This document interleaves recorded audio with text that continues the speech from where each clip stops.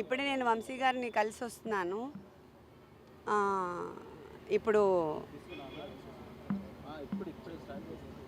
మాట్లాడద్దని చెప్పి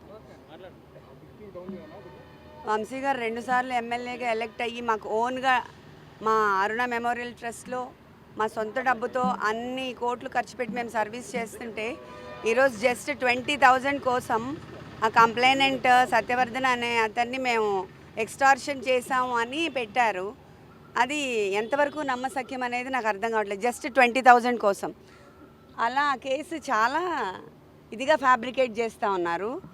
ఆ అబ్బాయి మీద ప్రెషర్ తీసుకొచ్చి మనము 20,000 కోసం ఆ అబ్బాయిని అబ్డక్ట్ చేశామని అలా చాలా డిఫరెంట్గా ఫాల్స్ అలిగేషన్స్తో ఫ్యాబ్రికేట్ చేసేస్తూ ఉన్నారు.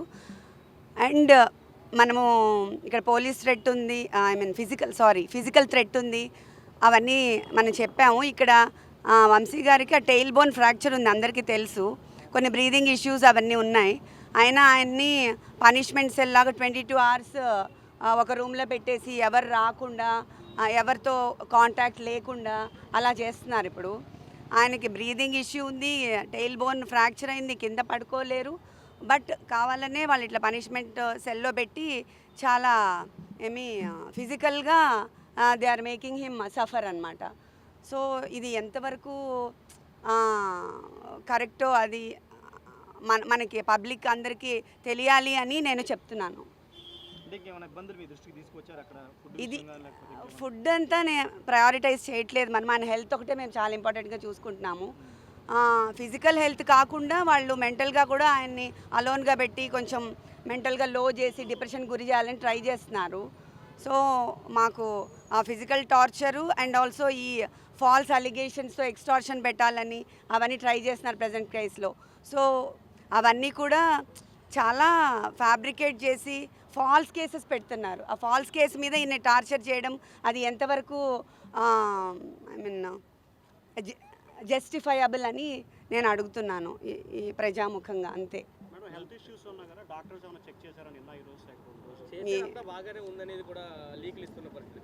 బాగానే ఉంది అంటే ఆయనకి టెయిల్ బోన్ ఫ్రాక్చర్ అయింది కొన్ని ఇయర్స్ క్రితం. ఆయన కింద అసలు కూర్చోకూడదు, పడుకోకూడదు అవన్నీ.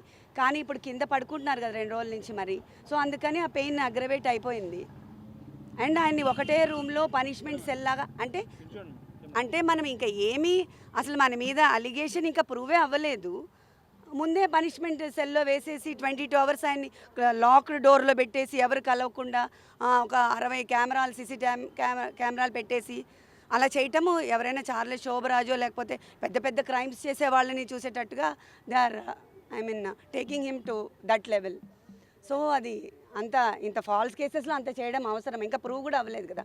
మనం రిమాండ్ మీద కదా తీసుకొచ్చారు, ఇంకా అలిగేషన్స్ ప్రూవ్ కాలేదు కదా. మరి ఎందుకు అంత పనిష్ చేస్తున్నారు ఫిజికల్గా? అంటే ఇప్పుడే మేము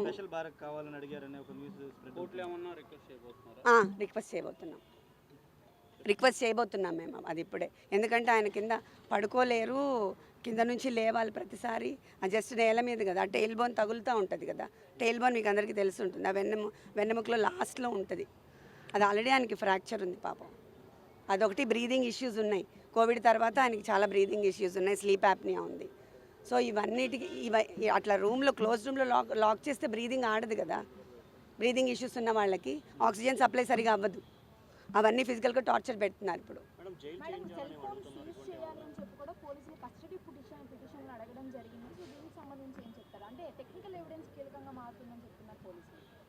నాకు దీని గురించి ఐడియా లేదండి. సత్యవర్ధన్ అరెస్ట్ చేసి తీసుకున్నారు, స్టేషన్లోనే ఉంచారు. ఇప్పటికి వచ్చి ఎక్కడ మెజిస్ట్రేట్ ముందు కూడా హాజరుపరచలేదు. ఎలా చూస్తారు దాన్ని? అంటే ఆయన్నే కిడ్నాప్ చేశారనేది కదా కేసు. కానీ ఇప్పుడు అదే కదా చెప్తున్నాను. సత్యవర్ధన్ని మేము ఎందుకు కిడ్నాప్ చేశామంటే 20,000 కోసం అంట. అది అసలు ఏమైనా నమ్మశక్యంగా ఉందా? 2 సార్లు ఎమ్మెల్యేగా చేసి మాకు ట్రస్ట్ ఉంది, ఎన్ని కోట్లు ఖర్చు పెట్టాం, ఎంత సర్వీస్ చేసాం మేము, 20,000 కోసం చేస్తామా? అదంతా ఫాల్స్ కదా. దాన్నే ఫ్యాబ్రికేట్ చేసి ఇప్పుడు ఎక్స్టార్షన్ కింద చేస్తున్నారు. ఎందుకు సత్యవర్ధన్ని మెజిస్ట్రేట్ ముందు హాజరుపరచట్లేదు 2 రోజులు బట్టి పోలీసులు? అదే ఎందుకు చేయలేదని అనుకోవడానికి ఏముంది, అది వెరీ మచ్ ఎవిడెంట్ కదండి. ఎక్స్టార్షన్ కేసు ఫైల్ చేయడానికి వాళ్ళు అన్ని విధాలు ట్రై చేస్తున్నారు. సత్యవర్ధన్ ఒప్పుకోవట్లేదు. అని తెలుస్తుంది కదా మరి, లేకపోతే వాళ్ళు సబ్మిట్ చేస్తారు కదా మెజిస్ట్రేట్ దగ్గర. దాంట్లో ఇంకా అనుకోవడానికి ఏం లేదు కదా. This is very straight. Pressure పెడుతున్నారని భావిస్తున్నారు మీరు. మేడం అంటే ఏదైనా థ్రెట్ జైల్లో వంశీ గారి థ్రెట్ ఉందని మీరు అవును అవును, అది కూడా మేము సబ్మిట్ చేస్తున్నాం ఇప్పుడు మా పిటిషన్. అవును అవును, ఇంత ఫిజికల్గా అసలు ఏమీ లేకుండా, కేసే లేకుండా అలా సఫర్ చేస్తున్న ఫిజికల్ థ్రెట్ ఉంది కదా మరి. తెలియకుండా ఆయన్ని పెయిన్ఫుల్గా చేసి అందరి నుంచి వేరు చేసి 22 అవర్స్ అదేంటి ఐసోలేట్ చేసి ఒకటే రూమ్లో పడేయడం అనేది ఎట్లయినా ఎలా ఉంటాం మనం అంతసేపు? ఆయన అంత పబ్లిక్లో ఉండే మనిషి. 60 కెమెరాలు పెట్టారు మేడం, 60 సీసీ కెమెరాలు పెట్టారు. చాలా సీసీ కెమెరాలు పెట్టారని విన్నాను నేను. I don't know, I'm sorry. Jail అధికారులు చెప్తూ అదే చెప్పారు. మెంటల్గా బాగానే ఉన్నారు, ఆయన స్ట్రాంగ్ ఉన్నారు. ఆ టెయిల్ బోన్ పెయిన్, నేను కింద పడుకోలేకపోతున్నాను. అండ్ ఆల్సో ఐసోలేట్ చేసిన 22 అవర్స్ లాక్ చేసేసి నాకు బ్రీదింగ్ ప్రాబ్లంగా ఉందని చెప్తున్నారు. మేడం ఇందాక జిఆర్టీ హోటల్ దగ్గరకు వచ్చారు, హోంమంత్రిని కానీ డీజీని కలవడం. నో నో నో నో, నాకు ఐ మీన్ ఆ వివాంటాలో అండ్ నోవటెల్లో కంప్లీట్గా నిన్న ఆక్యుపైడ్ అంట. సో దట్స్ వై అదొకటి ఖాళీ ఉంటే నేను వెళ్ళాను, కానీ అసలు వాళ్ళు వస్తారని కూడా నాకు తెలీదు. I'm not aware of all this. Jail అధికారులు చెప్తూ అన్ని ఫెసిలిటీస్ బాగానే ఉన్నాయి, ఎక్కడ ఇబ్బందులు ఏం లేవు, డాక్టర్లు కూడా అబ్జర్వేషన్లో ఉన్నారు. వాళ్ళు చెప్పింది నమ్ముతారా, వంశీ గారు చెప్పింది నమ్ముతారా మీరు? మేడం అలానే చెప్తారు. చాలా కేసులు రెడీ చేస్తున్నారు. అవును చేస్తారు కదా, చెప్పాను కదా ఇప్పుడు. అప్పుడు ఇది ఎక్స్టార్షనే పెద్ద ఫేక్, ఇంకా ఇంతవరకు ప్రూవ్ చేయలేదు. కేసులు పెట్టడానికి ట్రై చేస్తున్నారు, ఇంకా ఏం ప్రూవ్ కాలేదు. కానీ ఇంత ఫిజికల్ టార్చర్ గురి చేస్తున్నారు, ఫిజికల్ అండ్ మెంటల్.